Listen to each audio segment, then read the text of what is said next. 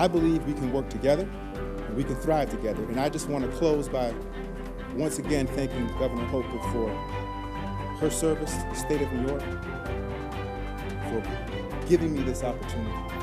Gearing up for Lieutenant Governor Antonio Delgado, setting the stage as he prepares to become New York's second in command. Hello and welcome to Empire State Weekly. I'm Syed in Albany. Big shakeups coming to New York's executive office and on the upcoming primary ballot. Governor Kathy Hochul making the announcement this week that current 19th Congressional District Representative Antonio Delgado will be her new lieutenant governor and running mate. The Schenectady native has held the congressional post since 2019, covers parts of the Capital Region, the Catskills, as well. His current territory added to Hochul's Western New York roots, setting up a unique upstate combo on the upcoming primary.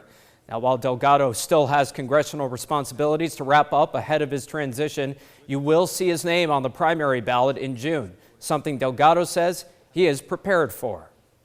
We're thinking about forward actions and what we can be investing in with infrastructure, with our small businesses, with making sure that we're supporting our communities around housing. Having that partnership where I can actively seek to deliver those outcomes on the ground is the objective.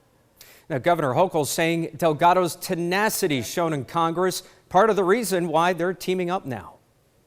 The only outstanding question is the exact timing of when he will resign from Congress, to give a little time for transition, because he's very dedicated to his constituents and his team, and there's work to be finished before he assumes these responsibilities.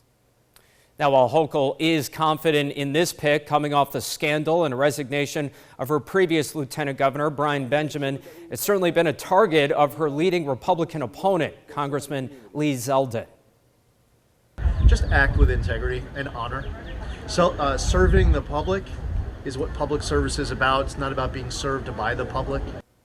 Now, in response, Hochul saying her team completed a thorough process before selecting Delgado as her running mate, said she is confident she made the right choice.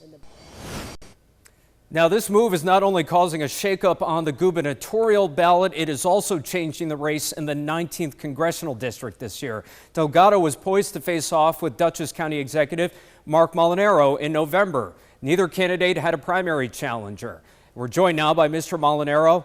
And sir, a lot to talk about. The chain reaction this nod is setting into motion. No primary, as I mentioned, but now we're talking about a special election and no date for that. How does that change things for you? It doesn't change things a lot. I've always been very clear about this, and I felt this way every time I've ever run for office. Elections are not about the candidates. Elections are about the voters. And so the district lines may change, the opponents may change, but what doesn't are the challenges facing upstate families, farmers, and small businesses. We're just, we're accelerating. Without question, this goes from a competitive race with an incumbent to an open seat. And I think at the end of the day, not only were we poised to win against Congressman Delgado, I'm going to spend every hour of every day earning the support of the voters throughout this district to win, no matter when the elections are. But keep in mind, let me just say this. We don't know if there's a special. We don't know when the special election may be. That's more on Governor Hochul to make those determinations. But that said, we are full steam ahead with the expectation that there will be a special election. I intend to be a candidate and then win that and keep working to win the vote in November. Assuming that there will be a special and then the regular election in November, you're almost going to be running two campaigns here in theory, because as we know, those congressional maps still very much up in the air here in New York. This district could end up redrawn. So what are your thoughts on potentially having to run a special election with one district and then potentially another one in November with a district that, let's be honest, looks very similar to this one likely, but could also look different in some respects? Yeah, those are the unknowns. I will admit I'm somebody like most people who likes a degree of certainty. I have learned over time, but especially these last few months, that there is nothing certain except uncertainty in this particular campaign race. But I'm certain as to why I'm running. And so, I'm highly caffeinated. We work hard. We've got a great team. We're building momentum. We're prepared to run and win in a special election. We're prepared to run and win in November. And I'm prepared prepared to listen to, learn from, and ultimately serve the residents of the 19th Congressional District. What was your initial reaction when you got word that Antonio Delgado would no longer be your opponent in the 19th District, that he would now be New York's new lieutenant governor? You know, I will say this. I had a sense, and I don't mean to sound this way, I had a sense that he was being considered or was considering it. I will also say my initial reaction was to congratulate him, which I did. I wish him well in restoring some amount of decency to the office of lieutenant governor. As you know, having run for governor of New York, I can tell you that I think that Albany still remains a corrupted state government and frankly needs change. But that said, you know, that was my initial reaction. And then, we just started focusing on what next. And from my perspective, again, the election is about voters and the challenges facing voters. And so things change, but what doesn't is the need to respond to the people you want to serve, listen to them, learn from them, and earn their trust and support. That remains the same. Now, some names initially that have been tossed out here: your neighbor in Ulster County, executive there, Pat Ryan, and also a state senator, Michelle Hinchey. Any thoughts on who you might be facing off against if they were to jump into the race? Now, listen, they're two good people. I wish them well in their consideration of this. What I will say is I think in both cases, they're not in line with where this district and quite frankly, concerned Americans are, whether it's the rising cost of living, the high rate of inflation, taxation here in the state of New York, crime and the impacts of cashless bail, raise the age, less is more, and the policies out of Albany and Washington that are truly undermining our ability to provide for public safety, or quite frankly, getting politics out of the classroom and getting kids back into the classroom so our kids have a great education. I just don't think ultimately that they're in line with those concerns. That said, at the end of the day, I have a good working relationship with both. I know both, and they're going to come to whatever conclusion they have. I am certain in this. This district needs someone with experience, someone who can work across party lines, someone who's going to fight for the folks who feel like they're on the outside looking in, and that government too often works against them. I've had 25 years of making government work for people. And in my county, these last 10 years as executive, we've not only been able to lower taxes each of the last 8 years, but we've also invested in people, mental health services, law enforcement, community safety, veterans, seniors, substance use disorder, and helping those living with intellectual and physical disabilities. There are far too many people left behind.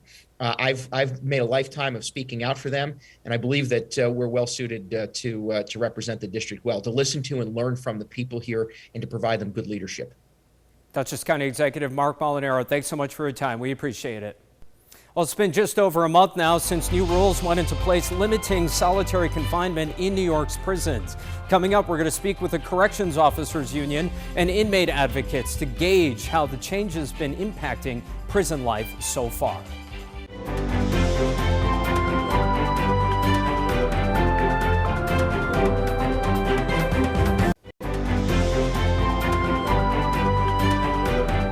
Welcome back to Empire State Weekly. I am Solomon Syed in Albany. It's been just over a month now since the new HALT measures took place in New York. That law restricting the amount of time inmates can spend in solitary confinement to no longer than 15 days.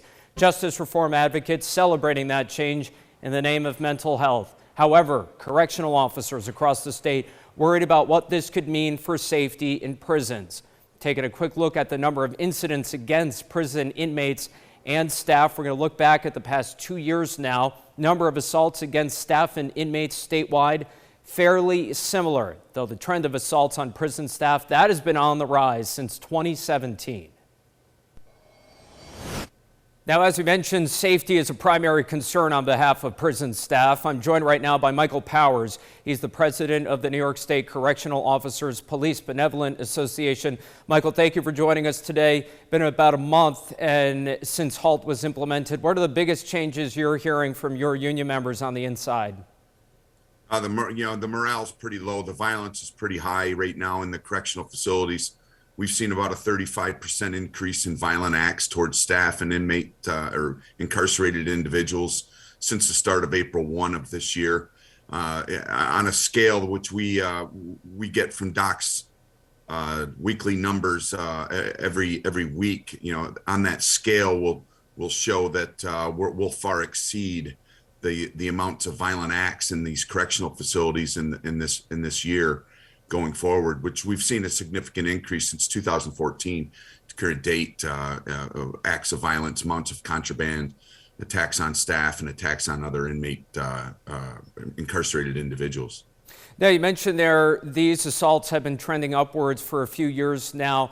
Some groups who are in support of HALT being implemented, passed into law, particularly the NYCLU, they say it's just too early right now to make an assessment of HALT. It's only been in place for a month. What are your thoughts on that? I don't agree with that comment at all. You're putting the lives and the safety of others, incarcerated individuals and correction officers and civilian staff on hold to see whether or not a program is going to work. We never had any input, Solomon, on any of this. We're the shareholders. We're the ones, the caretakers that do this job on the continual basis. And we've been pushing back against HALT for the last 4 years. And none of our concerns were ever addressed and or adhered to in any way, shape, or form by the legislature that enacted this law that's going to put our members in and staff and residents in these correctional facilities in harm's way. It would be highly unusual for a state to implement a law and then repeal it. In the case of HALT, your association has been asking for it to be repealed. Understanding that that's highly unlikely, what would you like to see maybe done to work on that piece of legislation, maybe to change things? Yeah, I mean, we've had good conversations with docs, the docs administration. We've had good conversations with the governor's office related to this. I think a lot of people see the shortcomings and the short-sightedness in this legislation. And I think anything that we can build on from this point going forward would be an improvement. But ultimately, at the end of the day, we just knew that this policy wouldn't work, that this legislature wouldn't, this legislation, I'm sorry, wouldn't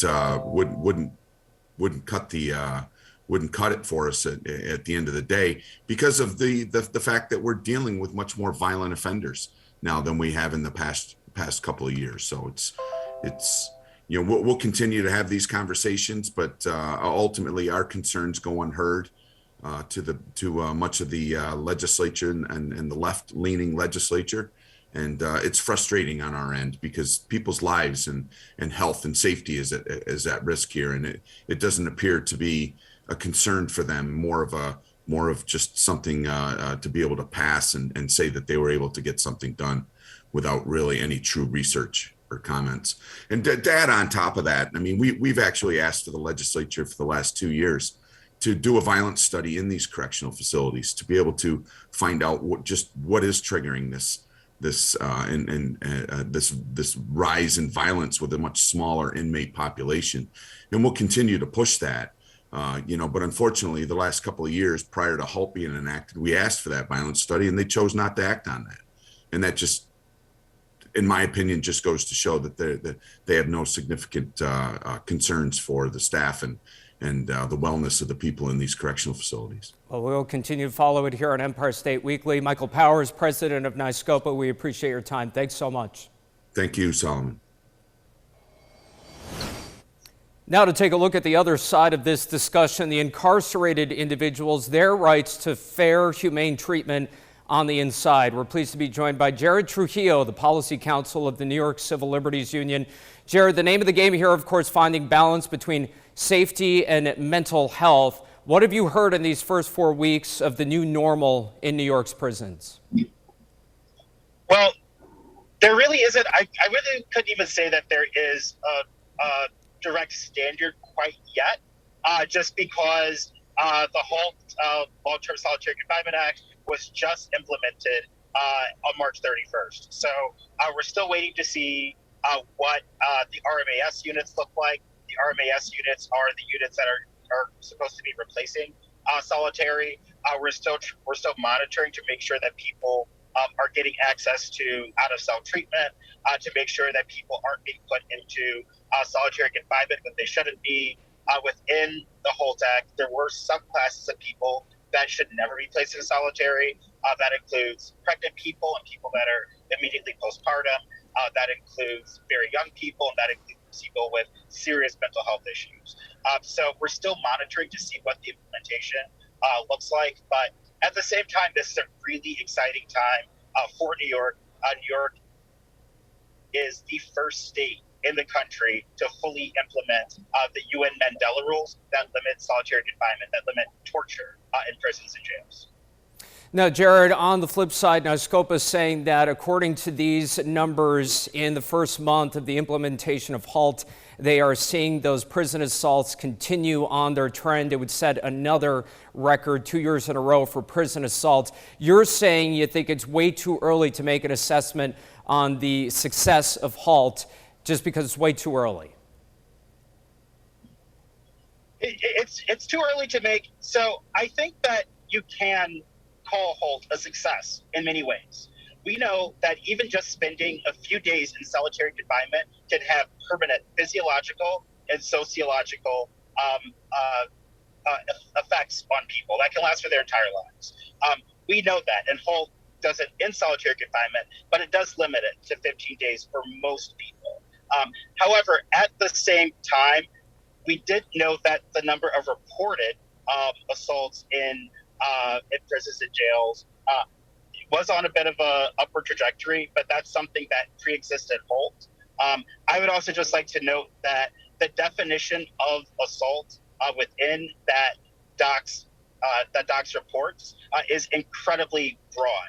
So exactly what those assaults look like, some of the assaults that are reported by DOCS don't really have an injury, so they could be things such as what they could actually be is incredibly broad. So it's still really just too early to say exactly what the impact of HALT has been for assaults within carceral facilities. But what we do know is that as far as the physiological and sociological effects on people, we know as far as actually giving people some sort of treatment, we know that most of the people that are incarcerated will usually go back out to their communities.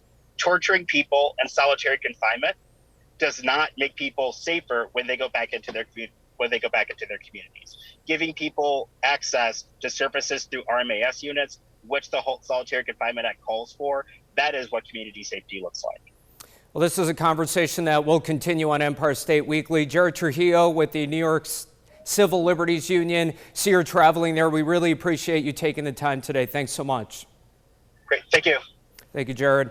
Well, a new poll showing many voters still not sure which way to go in the governor's race. Still ahead, a look at the numbers for the Democrats, the Republicans, and one name that could throw a wrench into the works come November.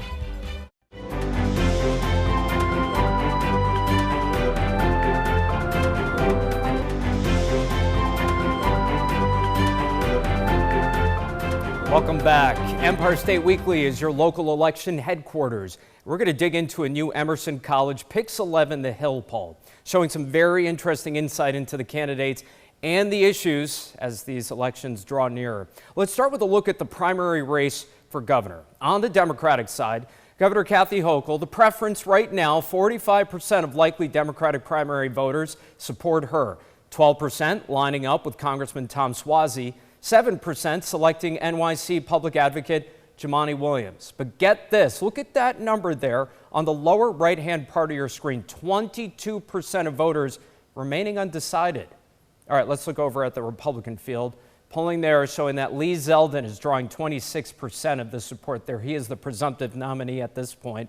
Andrew Giuliani, the son of former New York City Mayor Rudy Giuliani, getting a little less than 18%. And former Westchester County Executive Rob Astorino, a little less than 16% of likely Republican voters. Meanwhile, 19% remaining undecided. Now, with all those undecided voters, it does set up a potential spoiler scenario should Andrew Cuomo decide to make an independent run on the ballot. That question hovering over the will he or won't he debate.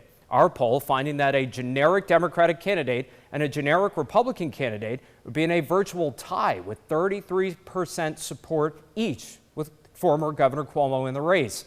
About 16% would support Cuomo, 18% remaining undecided. The deadline for independent candidates to enter their ballot petitions, May 31st. All right, we're back with a final look at the week ahead. If you have a comment or story idea, let us know. You can email Empire State Weekly, and you can also find us on Twitter. All right, looking ahead to next week and the clock counting down for those redistricting maps. Proposals were due by this past Thursday. Steuben County Judge Patrick McAllister wants the congressional and Senate maps drafted and completed by May 20th. Comments were due 2 days earlier on the 18th. We will, of course, be monitoring that process very closely, as well as some legislative pushes to make sure counties don't get stuck footing the bill for what are now 2 primaries, one in June, one in August. Keep it here for all those latest developments. For now, from all of us here on Empire State Weekly, I am Syed in Albany. We'll be seeing you again next week. And don't forget, you can watch Empire State Weekly all over New York.